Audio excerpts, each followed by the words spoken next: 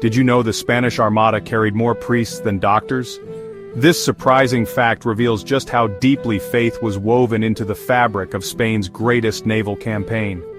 On board those mighty galleons, the presence of so many priests wasn't just a coincidence, it was a deliberate choice, reflecting the spiritual priorities of the Spanish crown. King Philip II of Spain saw himself not only as a ruler, but as a defender of the Catholic faith. He believed his mission was holy, aiming to return England to Catholicism and restore what he saw as the true order of Europe. For Philip, this was more than politics. It was a sacred duty, a calling that demanded unwavering commitment.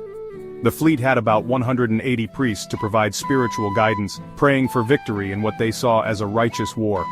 These priests held daily masses, heard confessions, and offered blessings to the sailors and soldiers, hoping to secure divine favor for the perilous journey ahead. Their prayers echoed through the wooden hulls, mingling with the creak of timbers and the crash of waves.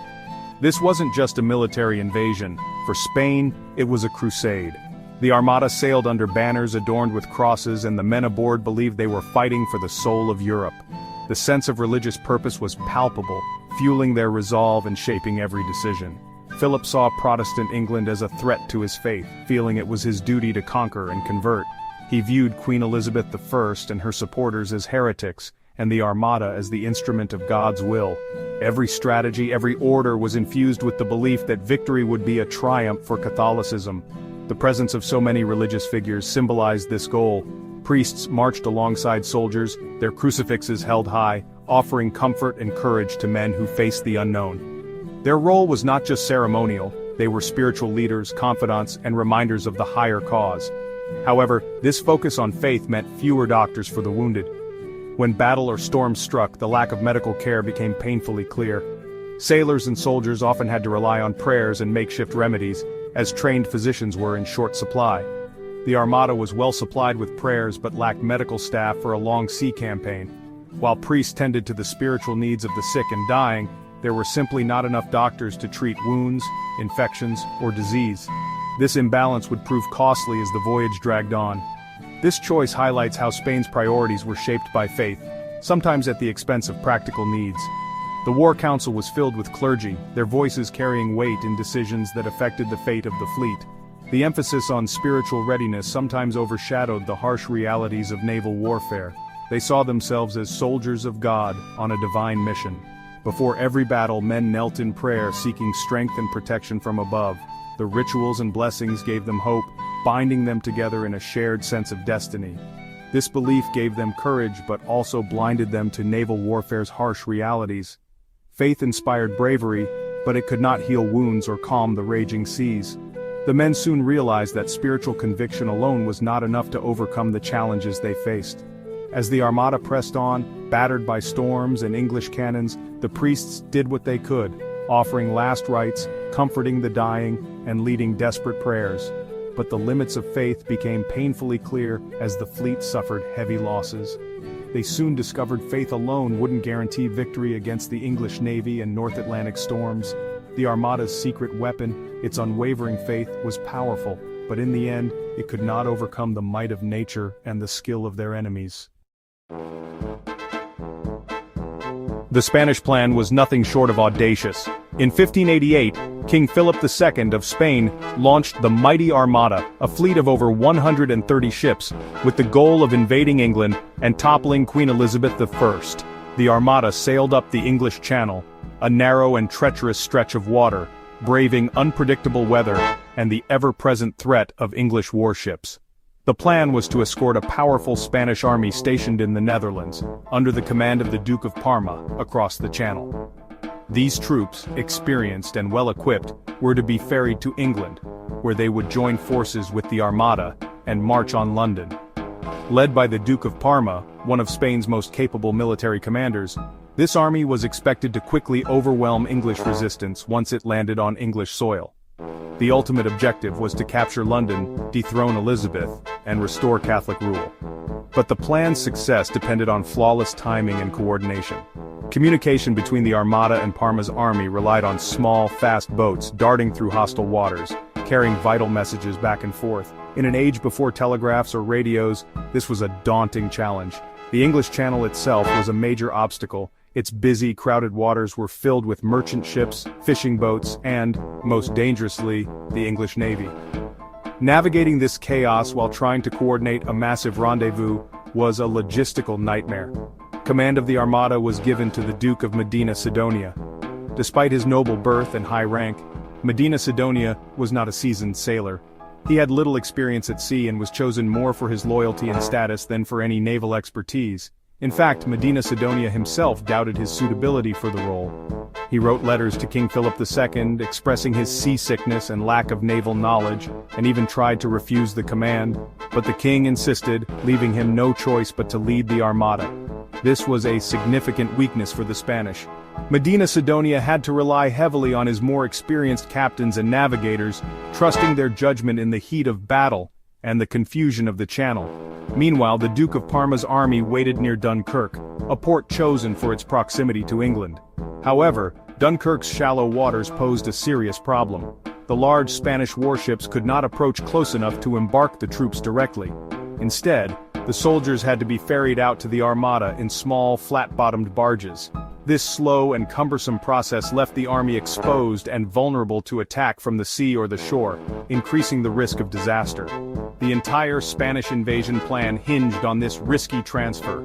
At this critical moment, the Spanish forces were at their most exposed, relying on luck, timing, and the hope that the English would not strike before the transfer was complete.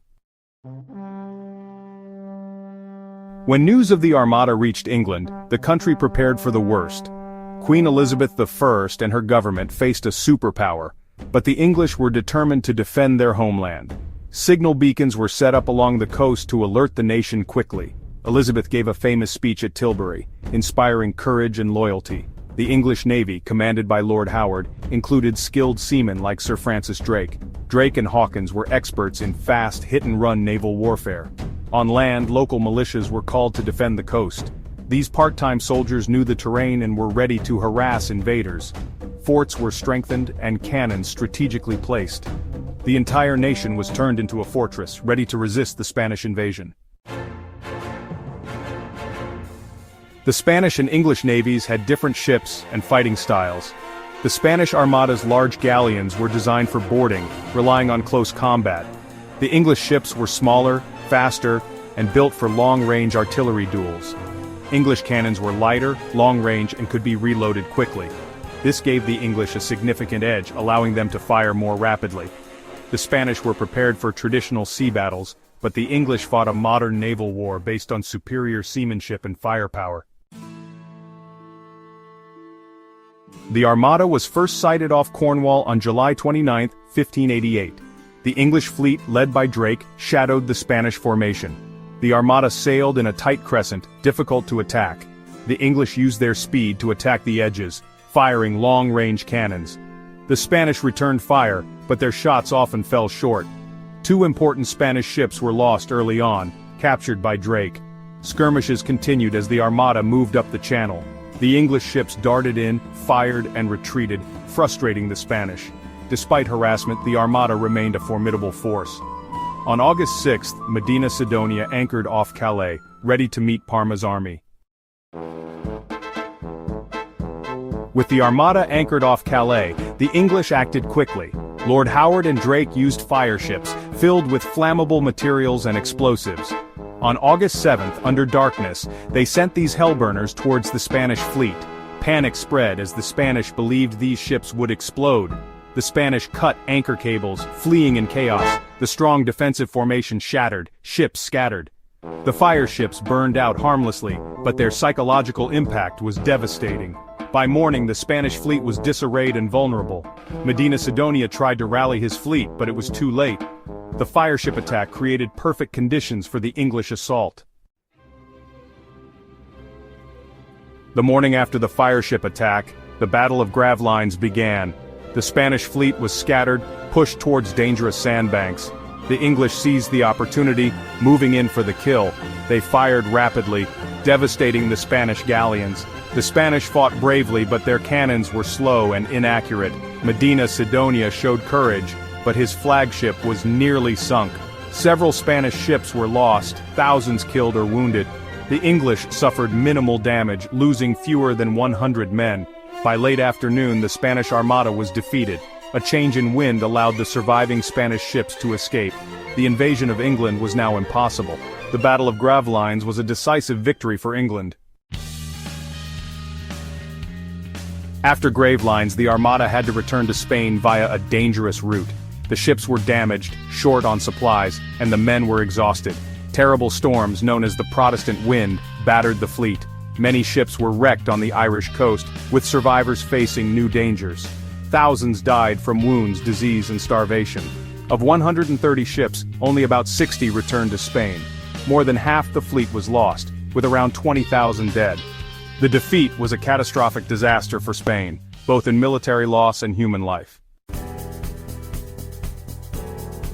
The defeat of the Spanish Armada was a turning point in history, not just for England and Spain, but for the entire course of European and even world events. In 1588, the world watched as two great powers clashed on the open seas, their fates hanging in the balance. The outcome would echo for generations. For England, the victory was more than a military triumph. It secured the nation's independence from foreign domination and sparked a surge of national pride that would shape its identity for centuries. The celebrations that followed were filled with hope and a new sense of destiny. This pivotal moment laid the foundations for the rise of the British Empire. With newfound confidence, England expanded its reach across the globe, establishing colonies and trade routes that would eventually span continents. The seeds of a global superpower were sown in the wake of the Armada's defeat. For Spain, the loss was devastating. Once the most powerful nation in Europe, Spain now faced a slow and painful decline. The defeat exposed weaknesses in its military and leadership, and the aura of invincibility was shattered. The disaster drained the Spanish treasury, leaving the country struggling to recover from the enormous costs of war. The vulnerability of the once mighty Spanish Navy was laid bare, and rivals across Europe took notice. The story of the Armada teaches us important lessons about warfare, strategy, and the unpredictable nature of conflict. It reminds us that even the most carefully laid plans can be undone by unforeseen events and bold decisions. Victory doesn't always go to the side with the biggest army or the most resources.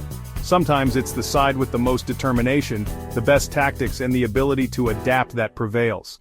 Technology, tactics, and leadership all played crucial roles in the outcome.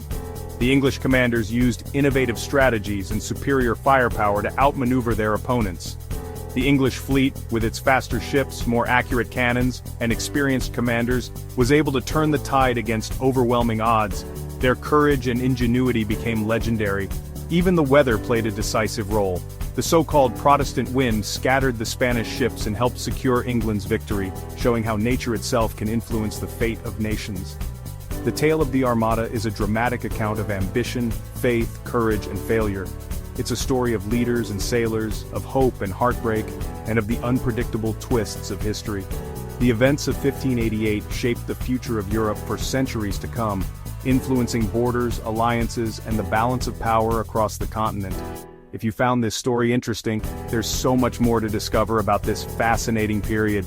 Dive deeper into the lives of the people who shaped history and the events that changed the world. The age of great fleets and legendary figures is filled with secrets waiting to be uncovered.